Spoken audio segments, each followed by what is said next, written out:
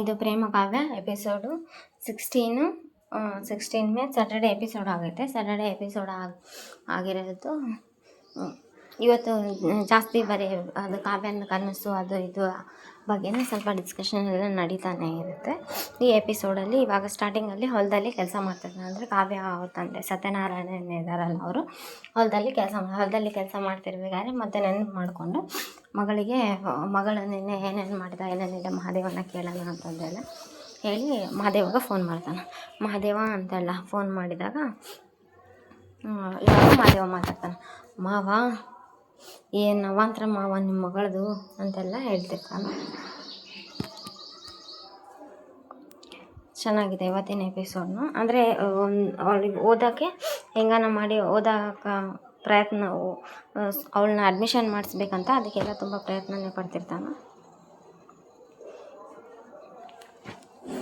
ನಿಮ್ಮ ಮಗಳು ಮಾಡಿದ ಅವಾಂತರ ಒಂದಲ್ಲ ಎರಡಲ್ಲ ಅಷ್ಟು ಅವಾಂತರ ಮಾಡಲ್ಲ ಮತ್ತು ಅಂಥೇಳಿ ಸರಿ ಅದು ಬಿಡು, ನಾನು ಹೆಂಗೋ ಮ್ಯಾನೇಜ್ ಮಾಡಿ ಕರ್ಕೊಂಬಂದೆ. ನೆಕ್ಸ್ಟ್ ಇವಾಗ ನಿಮ್ಮ ಮಗಳಿದ್ದಾಳಲ್ಲ, ಎಜುಕೇಷನು ಅವಳಿಗೆ ತುಂಬ ಆಸೆ ಕನಸೆಲ್ಲ ಇದೆ, ಅದಕ್ಕೆಲ್ಲ ಒಂದು ವ್ಯವಸ್ಥೆ ಮಾಡಬೇಕಲ್ಲ ಅಂತೆಲ್ಲ. ಬೇಡ ಮಹಾದೇವ ಬೇಡ, ಇವಾಗ ಎಜುಕೇಷನ್ ಎಲ್ಲ ಈಗ ಹೆಂಗೋ ಮದುವೆ ಆಗಿದೆ, ಅವಳ ಮಕ್ಕಳು ಮರಿ ಅಂಥೇಳಿ ಜೀವನದಲ್ಲಿ ಸಂತೋಷವಾಗಿರೋದು ನೋಡ್ಕೋಬೇಕಷ್ಟೇ ಅಂತೆಲ್ಲ ಹೇಳ್ತಾನೆ. ಹೌದಾ ಅಂತೆಲ್ಲ, ಇಲ್ಲ ಮಾವ ಬರೀ ನಮ್ಮ ಆಸೆ ಕನಸು ನೋಡಿಕೊಂಡ್ರೆ ಹೆಂಗೆ, ಅವಳ ಬಗ್ಗೆನೂ ನಾವು ಸ್ವಲ್ಪ ಆಲೋಚನೆ ಮಾಡಬೇಕಲ್ಲ ಅಂತೆಲ್ಲ ಹೇಳ್ತಾ. ಇನ್ನೊಬ್ಬರ ಆಸೆ ಕನಸು ನಮ್ಮಿಂದ ಇನ್ನೊಬ್ಬರ ಆಸೆ ಕನಸೆಲ್ಲ ಇದಾಗಬಾರ್ದಲ್ಲ ಅಂತೆಲ್ಲ ಮಹಾದೇವ ಹೇಳ್ತಾನೆ. ಇಲ್ಲ ಅದೆಲ್ಲ ಏನೇ ಹೇಳಿದ ನೀನು ಮಾತಾಡ್ತಾ ಇರೋದು ನೋಡಿದ್ರೆ ಈಗ ಆಲ್ರೆಡಿ ಒಂದು ಸಲ ಕಲ್ಯಾಣಿ ಹತ್ರ ನೀನು ಮಾತಾಡಿದೀಯ ಅಂತ ಅನಿಸುತ್ತೆ ಅಂತ. ಅಮ್ಮನ ಹತ್ರ ಮಾತಾಡಿದ್ದೀನಿ ಒಂದು ಸಲ ಅಂತ. ಮತ್ತು ಆ ಮನೇಲಿ ಅಲ್ಲೇ ಕಲ್ಯಾಣಿ ಏನು ಹೇಳಿದಂದರೆ, ಕಲ್ಯಾಣಿ ಅಮ್ಮ ಇದ್ದು ಬೇಡ ಅಂತ ಹೇಳಿದ, ಇವಾಗ ಕಲ್ಯಾಣಿ ಡಿಸಿಷನ್ನೇ ಫೈನಲ್ ಆಗ್ತೈತಿ ಆ ಮನೇಲಿ ಅಂತೆಲ್ಲ ಹೇಳ್ದೆ. ಬೇಡ ಅಂತ, ಅಯ್ಯಪ್ಪ ಇದೇನಿದು ಯಾರೂ ಹೋಗ್ತಾ ಇಲ್ಲಲ್ಲ ಹೆಂಗೆ ಇವಾಗ ಅಂತ ಅಂದಾಳ. ಅಲ್ಲಮ್ಮ ಅಷ್ಟೆಲ್ಲ ಈ ಕಡೆ ಇನ್ನೊಂದು ಸೀನೊಳಗೆ ಒಪ್ಪಲ್ಲ. ಇನ್ನೊಂದು ಸೀನೊಳಗೆ ಈ ಕಡೆ ರಾಮ್ ಆಫೀಸ್ಗೆ ಹೋಗಿ ರೆಡಿ ಆಗ್ತಾನೆ. ರಾಮ್ ಆಫೀಸ್ಗೆ ಹೋಗ್ತಾ ಇರೋದು ರೆಡಿ ಆಗಿದ್ದು ನೋಡಿ, ಬೇಡ ಇಷ್ಟೆಲ್ಲ ಆಗಿದ್ದು ನೋಡಿ ಅವ್ನು ಧನರಾಜ್ ನಮ್ಮ ಮನೆಗೆ ಬಂದು ಇಷ್ಟೆಲ್ಲ ವಾರ್ನ್ ಮಾಡಿ ಹೋಗಿದ್ರೆ ಇದೆಲ್ಲ ಬೇಡ ಅಂತೆಲ್ಲ ಹೇಳ್ತಿರ್ತ. ಆವಾಗ ಹೇಳ್ತಿದ್ದಾಗ ಇವಾಗ ಇಲ್ಲ ಒಬ್ಬರು ನನ್ನನ್ನು ನಂಬಿದ್ದಾರೆ ಅಂದಮೇಲೆ ನಾನು ಅವ್ರಿಗೆ ಇದು ಮಾಡಬೇಕು. ಒಬ್ಬ ಅಜ್ಜಿಗೆ ಮತ್ತು ಒಂದು ಮಗುಗೆ ಅವತ್ತು ಆಪ್ರೇಷನ್, ಒಬ್ಬ ಅಜ್ಜಗೆ ಒಂದು ಮಗುಗೆ ಆಪ್ರೇಷನ್ ಮಾಡಬೇಕು, ಅವ್ರು ನೀವೇ ಆಪ್ರೇಷನ್ ಮಾಡಬೇಕಂತ ಹೇಳಿ ನನ್ನನ್ನು ಒಂದು ದೇವರ ದೃಷ್ಟಿಯಲ್ಲಿ ನೋಡಿದಾರೆ. ಹಾಗಾಗಿ ನಾನು ಇದು ರಿಜೆಕ್ಟ್ ಮಾಡೋಕ್ಕಾಗಲ್ಲ. ಸರಿ ನಾಳೆ ಸಿನಿಮಾಗೆ ಹಾಕೊಂಡು ಹೋಗ್ತೀನಿ, ಹಾಗೂ ಲಾಂಗ್ ಡ್ರೈವ್ ಹೋಗ್ತೀನಿ, ಇವತ್ತೊಂದು ದಿವಸ ಆಪ್ರೇಷನ್ ಎಲ್ಲ ಇದೆ, ಮಾಡಿಸ್ಕೊಂಡು ಬಂದುಬಿಡ್ತೀನಿ ಅಂತೆಲ್ಲ ಹೇಳಿ ಹಿಂಗೋ ರಿಕ್ವೆಸ್ಟ್ ಮಾಡಿ, ನೀನು ಸ್ವಲ್ಪ ಸ್ಮೈಲ್ ಮಾಡು ಅಂತೆಲ್ಲ ಹೇಳಿ ಸ್ಮೈಲ್ ಮಾಡಿಸ್ಕೊಂಡು ಅವಳು ನಗ್ತಿರ್ತಾನೆ. ನಿನ್ನ ಹೋಗಿ ಬರ್ತೀನಿ ಬಾಯ್ ಅಂತ ಹೇಳಿ ಹೋಗ್ತಾನೆ. ಇದೇ ಟೈಮಿಗೆ ಮಹೇಶ್ವರಿ ಇದನ್ನೆಲ್ಲ ನೋಡಿ ಕೋಪ ಮಾಡ್ತಾನೆ. ನಿನ್ನ ನಗುಗೆ ಇವತ್ತೇ ಬ್ರೇಕ್ ಆಗ್ತೀನಿ ನಾಳೆ, ನಿನ್ನ ಸಂತೋಷಕ್ಕೆ ಇವತ್ತೇ ಬ್ರೇಕ್.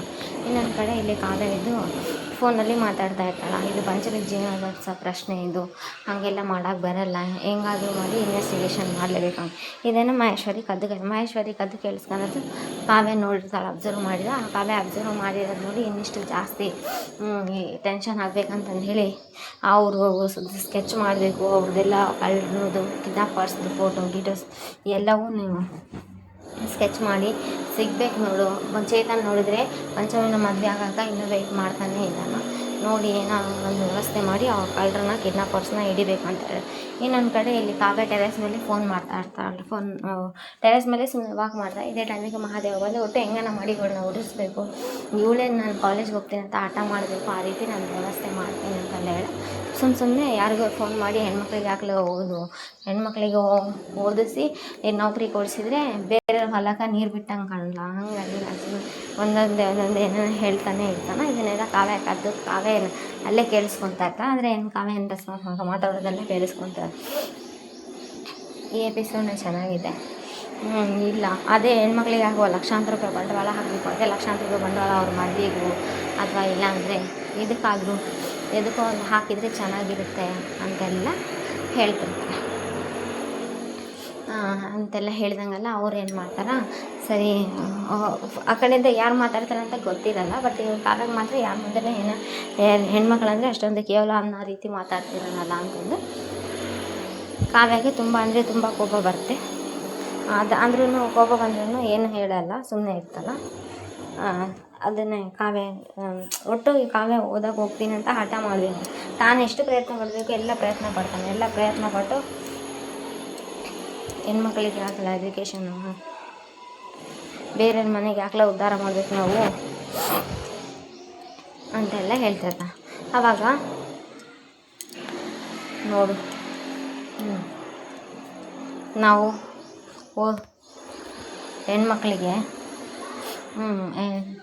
ಹೆಣ್ಮಕ್ಳು ಏನಿದ್ರು ಎಲ್ಲ ಗಂಡು ಮಕ್ಕಳಿಗೆ ಸಾಧನೆ ಮಾಡೋಕೆ, ಹೆಣ್ಮಕ್ಳು ಎಷ್ಟೇ ಓದಿದ್ರು ಸಾವ್ಟ್ ಹಿಡ್ಕೊಂಡು ಅಲ್ಲಾಡಿಸ್ಬೇಕು ಅಷ್ಟೇ. ಸುಮ್ಮನೆ ಅದೇ ರೀತಿ ಇರಿಟೇಟ್ ಒಟ್ಟು ಅವಳು ಇರಿಟೇಟ್ ಆಗಬೇಕು, ಅವಳೇ ರೊಚ್ಚಿಗೆದ್ದು ಹೋಗ್ತೀನಿ ಅಂತ ಹೇಳಬೇಕು, ಆ ರೀತಿ ಮಾಡಬೇಕು. ನೆಕ್ಸ್ಟ್ ಇನ್ನೊಂದು ಕಡೆ ಇಲ್ಲಿ ಪ್ರೇಮ ಇದ್ದು ರಾಮ್ಗೆ ಫೋನ್ ಮಾಡ್ತಾ, ರಾಮ್ ಆಯ್ತು ಈಗಷ್ಟೇ ಕೆಲಸ ಮುಗೀತು ಬರ್ತಾಯಿದ್ದೀನಿ ಅಂತೆಲ್ಲ ಹೇಳ್ತಿರ್ತಾರೆ. ಮತ್ತು ಆಗ ಪ್ರೇಮ ನಿಮ್ಗೊಂದು ಮಾತು ಹೇಳಬೇಕು ಅಂದರೆ ಏನಂತಂದರೆ, ಮೊದಲೆಲ್ಲ ನನ್ನ ಮನಸ್ಸು ಕಾರ್ ಸ್ಟಾರ್ಟ್ ಆದರೆ ಸೀದಾ ಅಲ್ಲಿಗೆ ಬರಬೇಕು ಅಂತ ಅನಿಸುತ್ತೆ. ಈಗ ನೋಡಿದರೆ ಕಾರು ವೀಲ್ಗಿಂತ ನನ್ನ ಮನಸ್ಸೇ ಫಾಸ್ಟಾಗಿ ಓಡ್ತಾನೆ.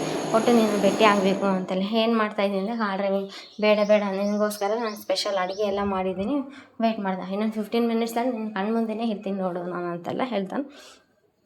ಹೌದಾ ಸರಿ. ಆವಾಗ ಫಸ್ಟ್ ಒಂದು ರೊಟೀನ್ ಥರ ಇತ್ತು. ಇವಾಗ ನೋಡಿದರೆ ಹಾಗೇನಿಲ್ಲ. ಯಾವಾಗ ನನ್ನ ಮಗ ನೋಡ್ತೀನೋ, ಯಾವಾಗ ಇಲ್ಲೋ, ಯಾವಾಗ ಬರ್ತೀನೋ ಅನ್ನೋದೆಲ್ಲ ನಮ್ಮ ಮನಸ್ಸಲ್ಲಿ. ಇದೇ ಟೈಮಿಗೆ ಒಬ್ಬರು ಬೇಡ ನೀನು ಡ್ರೈವಿಂಗ್ ಮಾಡ್ತಾ ಕಾರ್ ಓಡಿಸೋದು ಅಷ್ಟು ಸೇಫ್ಟಿ ಅಲ್ಲ, ನಾನು ಫೋನ್ ಇಡ್ತೀನಿ, ನೀನು ನಿಧಾನಾಗಿ ಬಂದುಬಿಡು ಅಂತೆಲ್ಲ ಹೇಳಿ ಫೋನ್ ಕಟ್ ಮಾಡಿ. ಫೋನ್ ಇನ್ನೂ ಕಟ್ ಮಾಡಿರಲಿಲ್ಲ. ಅದೇ ಟೈಮಿಗೆ ಒಬ್ಬರು ಲೇಡಿ ಬಂದು ಡ್ಯಾಶ್ ಹೊಡೆದ್ಬಿಡ್ತಾರೆ. ಒಬ್ಬರು ಲೇಡಿ ಬಂದು ಡ್ಯಾಶ್ ಹೊಡಿದೆ. ಯಾರು ಏನು ಅಂತ ಗೊತ್ತಿರಲ್ಲ. ಇವನಿಗೆ ತುಂಬ ಗಾಬರಿ ಆಗುತ್ತೆ. ತುಂಬ ಗಾಬರಿ ಆಗಿ ಯಾರಪ್ಪ ಇದು ಅಂತೆಲ್ಲ ಫೋನೆಲ್ಲ ಕಟ್ ಮಾಡಿ ಬಂದು ಇಡ್ತಾನೆ. ನೆಕ್ಸ್ಟ್ ಎಪಿಸೋಡಲ್ಲಿ ಅವ್ರನ್ನ ಮನೆಗೆ ಕರ್ಕೊಂಬಂದಿರ್ತಾನೆ. ಯಾರು ರಾಮ್ ಇದು, ಏನು ರಾಮ್ ಅಂತ ಎಲ್ಲ ಕೇಳಿದರೆ, ಇಲ್ಲ ಬರ್ತಾ ಒಂದು ಸಣ್ಣದು ಆ್ಯಕ್ಸಿಡೆಂಟ್ ಆಗಿಬಿಡ್ತು, ಇವ್ರು ನೋಡ್ಕೊಳಕ್ಕೆ ಯಾರೂ ಇಲ್ಲ ಅಂತೆ, ಸ್ವಲ್ಪ ಆರಾಮಾಗೋವರೆಗೂ ನಮ್ಮ ಮನೇಲಿ ಇರಲಿ ಅಂತೆಲ್ಲ ಹೇಳ್ತಾನೆ. ಯಾರು ಬೇಡ ಅಂತಾರೆ, ಏನು ಅಡ್ಡಿ ಇಲ್ಲ ಬಾ ಅಂತಾರೆ. ಕಲ್ಯಾಣಿ ಮತ್ತು ಪ್ರೇಮ ಅವರೆಲ್ಲ ಒಳಗಡೆ ಕರ್ಕೊಂಡೋಗಿ ಅಮ್ಮ ಇನ್ಮೇಲೆ ನಿಮ್ಮ ರೂಮ್ ಇದೆ ಅಮ್ಮ ಅಂತೆಲ್ಲ ಹೇಳಿ ಪ್ರೇಮ ಅಲ್ಲಿ ರೂಮ್ ಒಳಗೆ ಬಿಡ್ತಾಳೆ. ಸರಿ, ಅದೆಲ್ಲ ಬಿಡಬೇಕಾದ್ರೆ ಕುಂತಿರೋರು ಅವ್ರು ಎದ್ದು ಮಾತಾಡ್ತಾರೆ. ಚೆನ್ನಾಗಿದೆ ಈ ಎಪಿಸೋಡ್ನು. ಅಮ್ಮ ಇನ್ಮೇಲೆ ಈ ರೂಮೆಲ್ಲ ನಿಮ್ಮದೇ ಅಂತೆಲ್ಲ ಹೇಳಿ ನೀವು ಆರಾಮಾಗೋವರೆಗೂ ಇಲ್ಲೇ ಇರ್ಬೋದು ಅಂತೆಲ್ಲ ಹೇಳಿರ್ತಾನಲ್ಲ.